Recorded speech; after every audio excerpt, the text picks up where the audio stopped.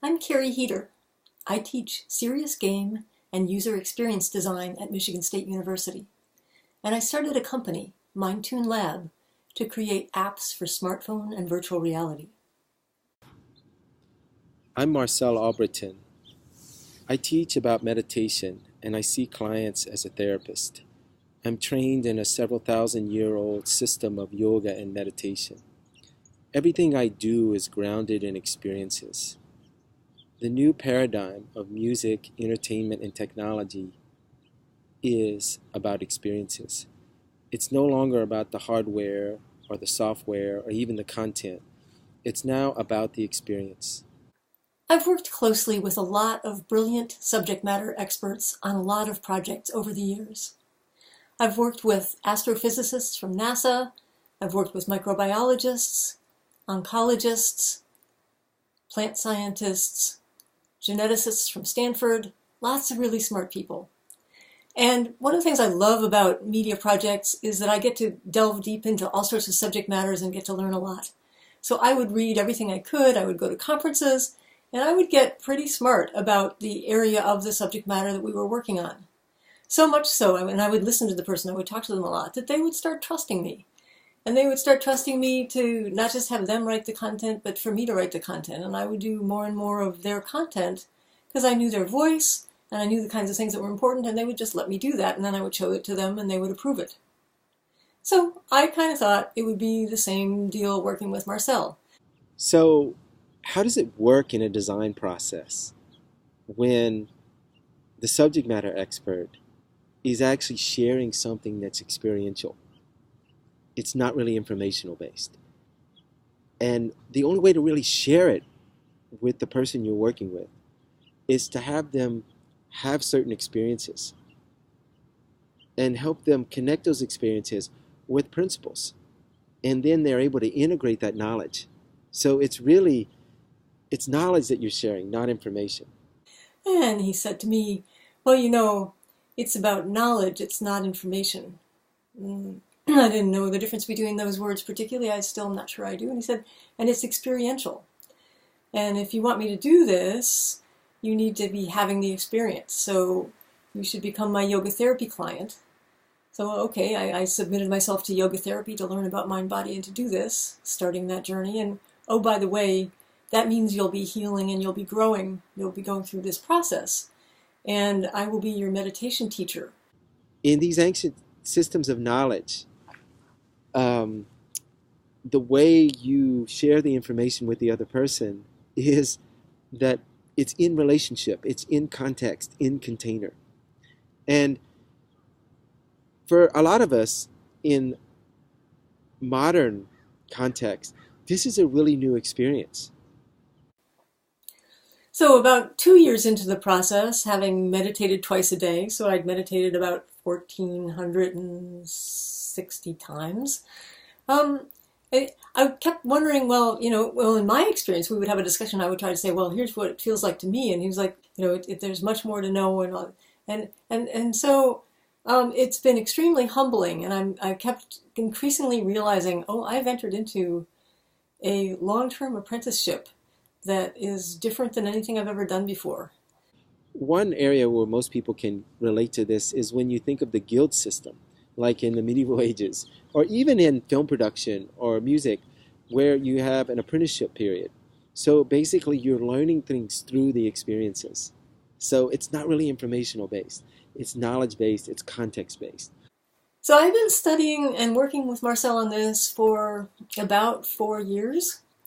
And I had given up any hope that I would ever get the chance to actually design stuff on my own, even though I love experience design and I'm sort of dying to, but I respect and am so privileged to get to work with him, and there's no sense ever that that's coming. There's sort of no, one more step and you'll be there. It's never even on the table. So I just let it go. I may never get to do that.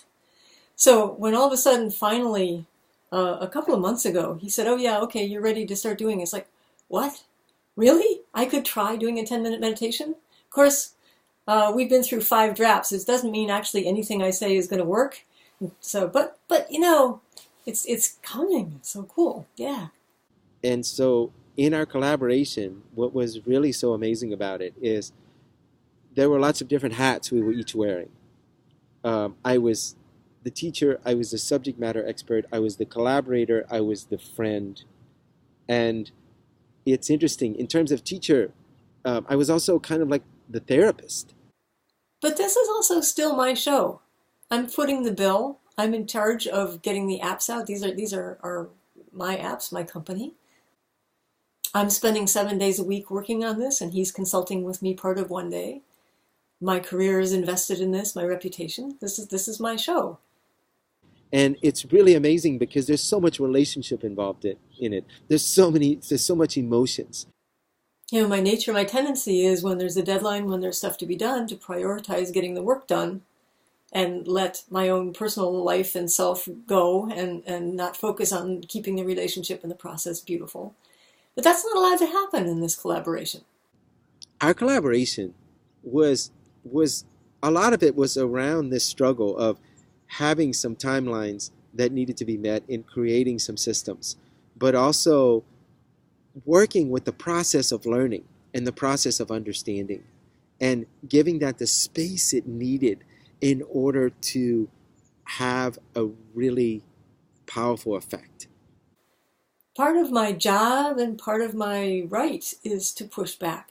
But it has to be delicate, right? Because I don't want to trigger the same lecture I've already gotten many, many times too often.